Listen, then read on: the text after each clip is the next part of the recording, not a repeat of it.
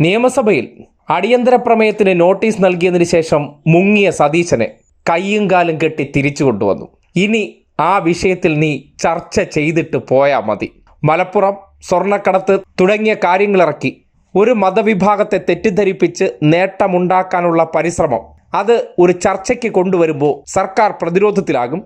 സ്വാഭാവികമായും ഇങ്ങനൊരു വിഷയമായതുകൊണ്ട് ചർച്ചയ്ക്കെടുക്കില്ല എന്ന് വിചാരിച്ച് കൊണ്ടുവന്നതിനെ പിണറായി ഇന്നലെ പെടുത്തിയത് ഇങ്ങനെയായിരുന്നു. പൂർവ്വം ചില തെറ്റിദ്ധാരണകൾ സൃഷ്ടിക്കാനുള്ള ശ്രമങ്ങൾ നടന്നുകൊണ്ടിരിക്കുന്ന ഒരു സാഹചര്യത്തിൽ അടിയന്തരമായി ചർച്ച ചെയ്ത് കളിയാണ്.